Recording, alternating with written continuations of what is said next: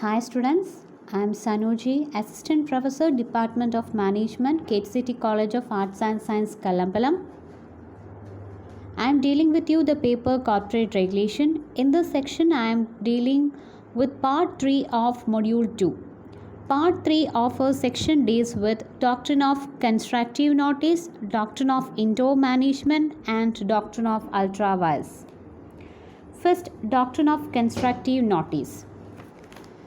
Doctrine of constructive notice. ഈ ഒരു ലൈനെ നമുക്കൊന്ന് സ്പ്ലിറ്റ് ചെയ്ത് വേർഡ് ബൈ വേർഡ് ആയിട്ട് അതിൻ്റെ മീനിങ് എന്താണെന്ന് നോക്കാം. Doctrine means theory or principle.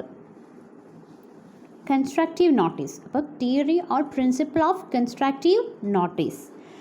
What is notice? Notice we know it's information, giving information to somebody. Okay. Constructive in here means pursue. Okay, the theory or principle presume that information is available to you. Okay, this doctrine or this theory or this law presume that information is available to you. Okay, law presume that some informations are available to you. Okay, അതായത് നിയമപരമായിട്ട് ചില കാര്യങ്ങൾ നമുക്കറിയാമെന്ന് നിയമം തന്നെ എന്ത് ചെയ്യുന്നുണ്ട്, പെർസ്യൂം ചെയ്യുന്നുണ്ട്. Okay, for example നമുക്കറിയാം റോബറി അല്ലെങ്കിൽ എന്താ പറയുന്നത് ടാക്സ് ഇവേഷൻസ്, മർഡർ, ഇതെന്നൊക്കെ പറയുന്നത് ഇറ്റ് ഈസ് ഇല്ലീഗലാണെന്ന് നമുക്കറിയാം. ഓക്കെ, ഇപ്പോൾ ഫോർ എക്സാമ്പിൾ ഇപ്പോൾ ഞാനൊരു റോബറി നടത്തിയിട്ട് അയ്യോ എനിക്ക് അറിഞ്ഞുകൂടായിരുന്നു എന്ന് പറഞ്ഞു കഴിഞ്ഞാൽ നോ, കോടതി എന്നെ എന്ത് ചെയ്യില്ല, ഒരിക്കലും വെറുതെ വിടത്തില്ല. ലോ പെർസ്യൂം ചെയ്തിട്ടുള്ളതെന്ന് വെച്ച് കഴിഞ്ഞാൽ അത് ഇല്ലീഗലാണെന്ന് ജനങ്ങൾക്ക്, പൊതുജനങ്ങൾക്ക് അറിയാമെന്ന് ലോ പെർസ്യൂം ചെയ്ത് വെച്ചിട്ടുണ്ട്. ഓക്കെ, ചിലത് നമുക്ക് അറിയാം, ചില നിയമപരമായിട്ടുള്ള കാര്യങ്ങൾ നമുക്കറിയാം, അതങ്ങനെ ലോ പെർസ്യൂം ചെയ്ത് വെച്ചേക്കാണ്. സോ നമ്മളവിടെ ചെന്ന് അയ്യോ അറിഞ്ഞുകൂടായിരുന്നു, അല്ല ഇനി ആവർത്തിക്കില്ല എന്ന് പറഞ്ഞു കഴിഞ്ഞാൽ അവിടെ ഒരു എക്സ്ക്യൂസ് ഇല്ല. ഓക്കെ, നമ്മൾ നമ്മുടെ ബിസിനസ് റെഗുലേറ്ററി ഫ്രെയിംവർക്ക് പഠിച്ചപ്പോൾ നമ്മൾ അതിനകത്ത് ഇന്ത്യൻ കോൺട്രാക്റ്റ് ആക്ടിനകത്ത് പഠിച്ചിട്ടുണ്ട്. That is ignorance of law is no excuse. ഒരിക്കലും ഇഗ്നോറൻസ് എന്ന് പറയുന്നത് നിയമം അറിയത്തില്ലായിരുന്നു എന്ന് പറയുന്നത്, അല്ലെങ്കിൽ അത് ഇഗ്നോറൻസ് എന്ന് പറയുന്നത് അവിടെ ഒരിക്കലും നമുക്ക് എന്ത് കിട്ടുന്ന ഒന്നല്ല, എക്സ്ക്യൂസ് കിട്ടുന്ന ഒന്നല്ല. ഓക്കെ, അപ്പം ലോ പെർസ്യൂം ചെയ്യുന്നു, വി നോ സം ലീഗൽ നമുക്ക് ചില ലീഗൽ എഫക്റ്റുകൾ അറിയാം, അല്ലെങ്കിൽ ചില നിയമവശങ്ങൾ നമുക്കറിയാമെന്ന് ലോ പെർസ്യൂം ചെയ്യുന്നുണ്ട്. ഓക്കെ, നമുക്ക് അതിൽ നിന്നും ഒരിക്കലും അതിനെ ഇഗ്നോർ ചെയ്യാനൊന്നും പറ്റത്തില്ല. Okay, that is in doctrine of constructive notice. Okay, according to companies act, the memorandum of association and article of association are public documents. Okay, before entering into a contract with a company, an outsider need to read these particular documents and enter into contract with a company. Okay, later if any problem arise, the court will favor the company and loss is for the outsider. Okay, അതായത് ഇപ്പോൾ ഈ doctrine of constructive notice പ്രകാരം ഇപ്പം outsiders എന്ന് പറയുന്നവർ ഒരു കമ്പനിയുടെ public documents ആയ മെമ്മറാണ്ടം ഓഫ് അസോസിയേഷനും ആർട്ടിക്കിൾ ഓഫ് അസോസിയേഷനും വായിച്ചത് മനസ്സിലാക്കിയതിന് ശേഷം മാത്രമേ കമ്പനിയുമായിട്ടൊരു കോൺട്രാക്റ്റിൽ ഏർപ്പെടാൻ പാടുള്ളൂ. ഓക്കെ, ഈ നിങ്ങളിപ്പോൾ ചോദിക്കും എവിടെ നിന്നാണ് നമുക്ക് ഈ ഡോക്യുമെൻറ്റ്സിൻ്റെ ഡീറ്റെയിൽസ് കിട്ടുകയെന്ന്. ഓക്കെ, ഫോർ ഔട്ട്സൈഡേഴ്സിനെ സംബന്ധിച്ചിടത്തോളം ഓരോ കമ്പനിയുടെയും മെമ്മറാണ്ടവും ആർട്ടിക്കിളും അതുപോലെ സർട്ടിഫിക്കറ്റ് ഓഫ് ഇൻകോർപ്പറേഷനും ഒക്കെ ആഫ്റ്റർ രജിസ്ട്രേഷന് ശേഷം ഇതെല്ലാം പബ്ലിക് ഡോക്യുമെൻറ്റ്സ് ആണ്. ഇതൊക്കെ എന്ന് പറയുന്നത് കമ്പനികളുടെ വെബ്സൈറ്റുകളിൽ അവൈലബിൾ ആണ്. ഫോർ എക്സാമ്പിൾ ഇപ്പോൾ നിങ്ങൾക്ക് എയർടെലിൻ്റെ ഒരു മെമ്മറാണ്ടം ഓഫ് അസോസിയേഷൻ അല്ലെങ്കിൽ ആർട്ടിക്കിൾ ഓഫ് അസോസിയേഷൻ ഒക്കെ അറിയണമെന്നുണ്ടെങ്കിൽ, ഫോർ റിലയൻസ് ആയിക്കോട്ടെ ഏത് കമ്പനി ആയിക്കോട്ടെ, നിങ്ങൾക്ക് അറിയണമെന്നുണ്ടെങ്കിൽ നിങ്ങൾക്ക് അവരുടെ വെബ്സൈറ്റിൽ കയറിയതിന് ശേഷം നിങ്ങൾക്ക് എന്ത് ചെയ്യാവുന്നതാണ്, അവരുടെ മെമ്മറാണ്ടം ഓഫ് അസോസിയേഷനും അതുപോലെ തന്നെ ആർട്ടിക്കിൾ ഓഫ് അസോസിയേഷനും വ്യൂ ചെയ്യാവുന്നതാണ്, അത് റീഡ് ചെയ്യാവുന്നതാണ്, അതിനകത്ത് കാര്യങ്ങൾ മനസ്സിലാക്കാവുന്നതാണ്. ഓക്കെ, അപ്പോൾ ഒരു ഔട്ട്സൈഡർ ഒരു കമ്പനിയുമായിട്ടൊരു ഡീലിങ്ങിൽ വരുന്ന സമയത്ത്, ഒരു കോൺട്രാക്റ്റിൽ വരുന്ന സമയത്ത് ഇത് വായിച്ച് മനസ്സിലാക്കിയതിന് ശേഷം വേണം കോൺട്രാക്റ്റിൽ ഒരു കമ്പനിയുമായിട്ട് ഏർപ്പെടാൻ. ഓക്കെ, ഈ മെമ്മറാണ്ടം ഓഫ് അസോസിയേഷനിൽ ആർട്ടിക്കിൾ ഓഫ് അസോസിയേഷനും വി നോ അതിനകത്ത് സ്പെസിഫൈ ചെയ്തിട്ടുണ്ട് what all contracts the company that particular company can do and what all contracts the company can do and what's the limitation and powers of that particular company. Okay, അപ്പോൾ അത് മനസ്സിലാക്കിയതിന് ശേഷം വേണം നമ്മൾ കോൺട്രാക്റ്റിൽ ഏർപ്പെടാൻ.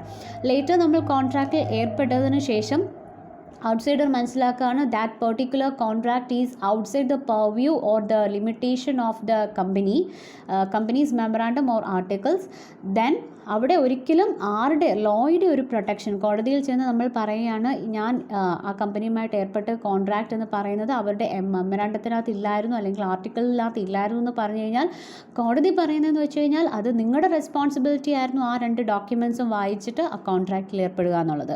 അവിടെ കോടതിയുടെ ഭാഗത്തു നിന്നുള്ള യാതൊരുവിധ പ്രൊട്ടക്ഷനും ഒരു പരിരക്ഷയും കോടതിയുടെ ഭാഗത്തു നിന്നും ഔട്ട്സൈഡറിന് ലഭിക്കത്തില്ല. That is doctrine of constructive notice. Doctrine of constructive notice ആർക്ക് ഫേവർ ചെയ്യുന്നു എന്ന് ചോദിച്ചു കഴിഞ്ഞാൽ കമ്പനിക്കാണ് ഫേവർ ചെയ്യുന്നത്, ഔട്ട്സൈഡേഴ്സിനെ അല്ല.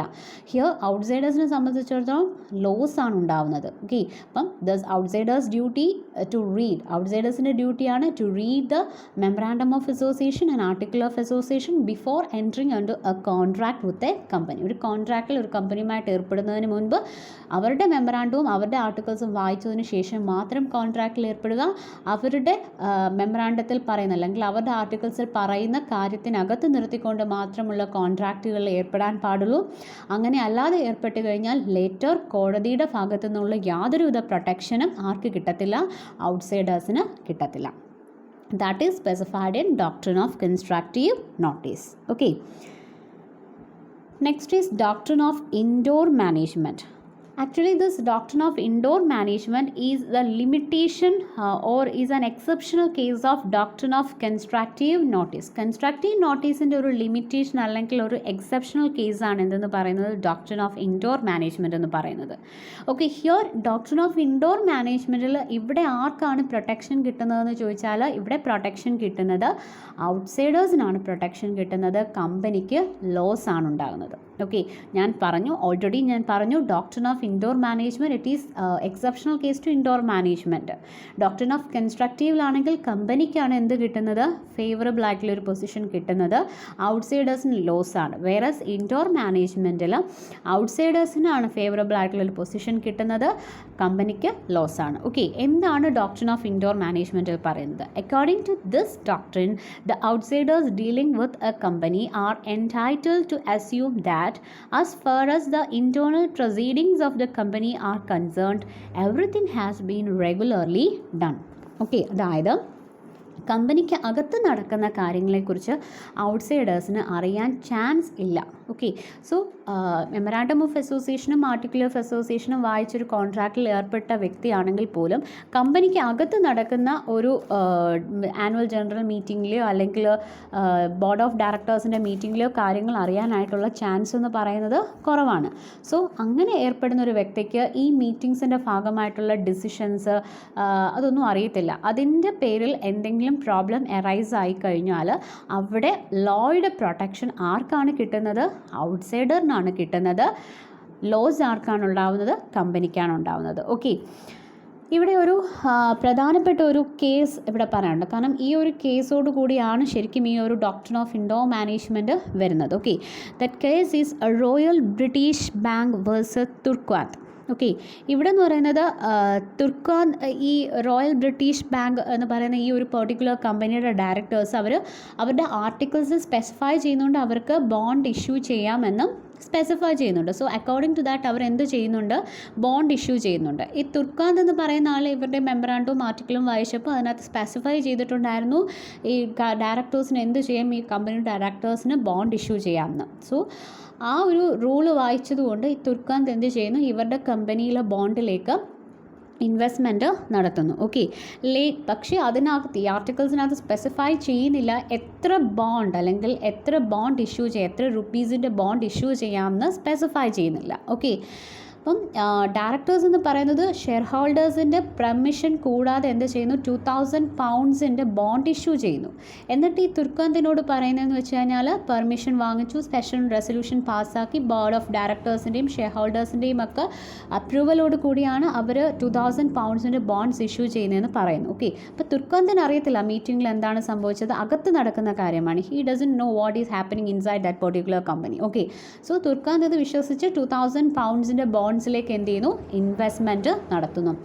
ലേറ്റർ ഷെയർ ഹോൾഡേഴ്സിൻ്റെ അപ്രൂവൽ ആർക്ക് കിട്ടുന്നില്ല, ഡയറക്ടേഴ്സിന് കിട്ടുന്നില്ല. പക്ഷേ തുർക്കാന്തിൻ്റെ അടുത്ത് പറഞ്ഞിരിക്കുന്നത് ഷെയർ ഹോൾഡേഴ്സിൻ്റെ അപ്രൂവലോട് കൂടിയാണ് 2000 പൗണ്ട്സിൻ്റെ ബോൺഡ്സ് ഇഷ്യൂ ചെയ്തേക്കുന്നതെന്നാണ്. പക്ഷേ ആർക്കിത് അറിയത്തില്ലായിരുന്നു, തുർക്കാന്തിന് അറിയത്തില്ലായിരുന്നു. ലേറ്റർ ഡയറക്ടേഴ്സിന് ഈ ഷെയർ ഹോൾഡേഴ്സിൻ്റെ അപ്രൂവൽ കിട്ടത്തില്ല.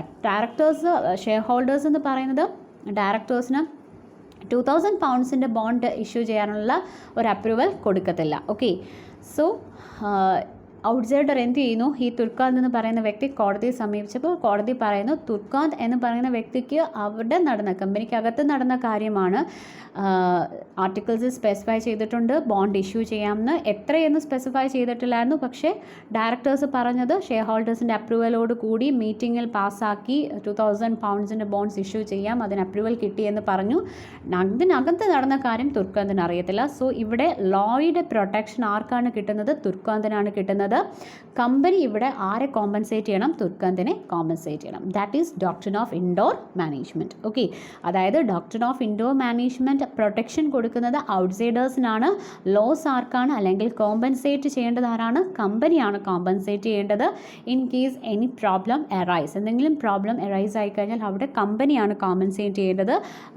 ദെൻ ആർക്കാണ് ഫേവറബിളായിട്ട് കോർട്ട് വിധിക്കുന്നത്, ഔട്ട്സൈഡേഴ്സിനാണ്. ഓക്കെ, അതായത് ഇവിടെ കോടതി പറയുന്നതെന്ന് വെച്ച് കഴിഞ്ഞാൽ ഇൻസൈഡിൽ നടക്കുന്ന കാര്യങ്ങൾ, കമ്പനിയുടെ ലോക്കലി അകത്ത് നടക്കുന്ന മീറ്റിംഗ്സിൻ്റെ ഡിസിഷൻസും മറ്റു കാര്യങ്ങളൊന്നും ഔട്ട്സൈഡേഴ്സിന് അറിയില്ല.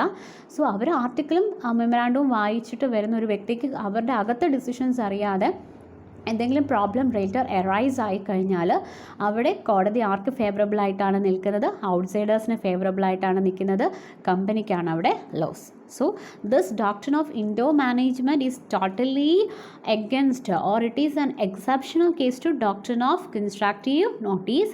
Here law protect the outsider and loss is for the company. Okay, then exceptions to doctrine of indoor management. ഈ doctrine of indoor managementന് ചില exceptions ഉണ്ട്.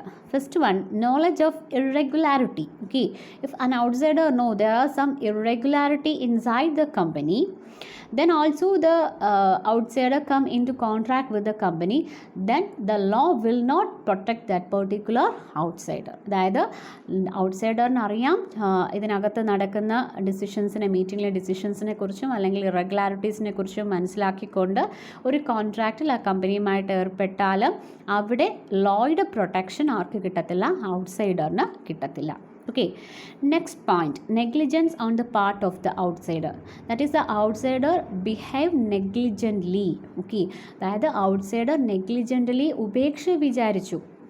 ഓക്കെ, കമ്പനിക്കകത്ത് കാര്യങ്ങൾ അറിയാം, അല്ലെങ്കിൽ കമ്പനിക്കകത്ത് ചില ഇഷ്യൂസ് ഉണ്ടെന്ന് മനസ്സിലാക്കി അത് നെഗ്ലിജൻ്റ്ലി ബിഹേവ് ചെയ്തിട്ട് കമ്പനിയുമായിട്ട് കോൺട്രാക്റ്റിൽ വന്ന് എന്തെങ്കിലും ഇഷ്യൂസ് ഉണ്ടായിക്കഴിഞ്ഞാൽ അവിടെയും ആർക്ക് പ്രൊട്ടക്ഷൻ കിട്ടത്തില്ല, ഔട്ട്സൈഡറിന് പ്രൊട്ടക്ഷൻ കിട്ടത്തില്ല. Next one is forgery. Forgery type of transactions എന്ന് പറയുന്നത് ഇറ്റ് ഈസ് വോയിഡ് അബ് ഇനീഷ്യോ, അല്ലെങ്കിൽ അവിടെ അത്തരത്തിലുള്ള ട്രാൻസാക്ഷൻസ് എന്ന് പറയുന്നത് വാലിഡേ അല്ല, അത് ഒരിക്കലും എന്തിൻ്റെ അണ്ടറിൽ വരത്തില്ല, ഡോക്ട്രിൻ ഓഫ് ഇൻഡോർ മാനേജ്മെൻറ്റിൻ്റെ അണ്ടറിൽ വരത്തില്ല. ഫോർ എക്സാമ്പിൾ, ഇപ്പം കമ്പനി ഇഷ്യൂ ചെയ്യുന്ന ഒരു സർട്ടിഫിക്കറ്റിൽ ഫോർജ്ഡ് സിഗ്നേച്ചർ ഉണ്ടെങ്കിൽ അത് ശരിക്കും ഔട്ട്സൈഡേഴ്സിന് അറിയത്തില്ല ഫോർജ്ഡ് സിഗ്നേച്ചർ ആണെന്ന്. ലേറ്റർ അവർ മനസ്സിലാക്കി കഴിഞ്ഞാൽ പോലും അവിടെ കോടതിയുടെ ഒരു പരിരക്ഷ കിട്ടത്തില്ല. കാരണം ഫോർജറിക്ക് എവിടെ പ്രൊട്ടക്ഷൻ കിട്ടത്തില്ല, ഡോക്ട്രിൻ ഓഫ് ഇൻഡോർ മാനേജ്മെൻറ്റിൻ്റെ ഷീൽഡിൻ്റെ അണ്ടറിൽ ഒരു പ്രൊട്ടക്ഷൻ കിട്ടത്തില്ല. ഓക്കെ, ഇവിടെ ഫോർജറി ടൈപ്പ് ഓഫ് ട്രാൻസാക്ഷൻസ് എന്ന് പറയുമ്പം കമ്പനിക്കും ഔട്ട്സൈഡർക്കും ഒരുപോലെ ലോസ് ആണ് ഉണ്ടാകുന്നത്.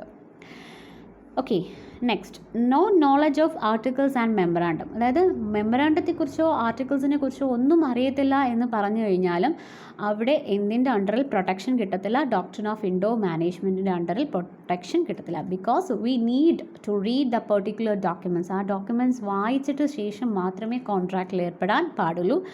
അവിടെ അതിനെക്കുറിച്ച് അറിയത്തില്ല അല്ലെങ്കിൽ അതിനെക്കുറിച്ച് നോളജ് ഇല്ല എന്ന് പറഞ്ഞാൽ ഡോക്ട്രിൻ ഓഫ് ഇൻഡോർ മാനേജ്മെൻറ്റിൻ്റെ അണ്ടറിൽ പ്രൊട്ടക്ഷൻ കിട്ടത്തില്ല.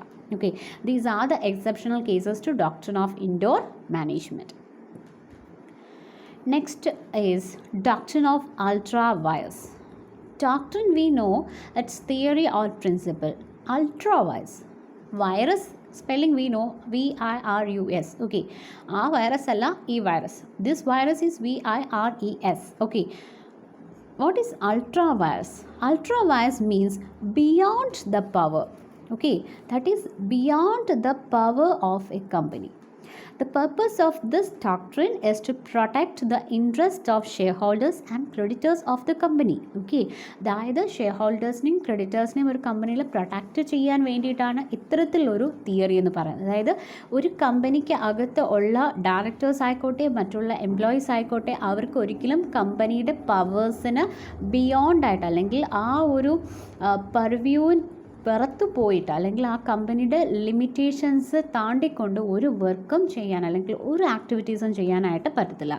Any transactions or activities beyond the power of A company is ultra virus. Okay, and ഈ അൾട്രാ വയസിന് ഒരു ഓപ്പോസിറ്റ് ഒരു ടേം കൊണ്ട് ഇൻട്രാ വയസ്. ഇൻട്രാ വയസ് means within the power of A company. കമ്പനിയുടെ പവറിനകത്ത് കമ്പനിയുടെ ഒബ്ജക്ട്സിനകത്ത് നിർത്തിക്കൊണ്ട് നമുക്ക് എന്ത് ആക്ടിവിറ്റീസ് വേണമെങ്കിലും ചെയ്യാം. ഓക്കെ, ദാറ്റ് ഈസ് ഇൻട്രാ വയസ്.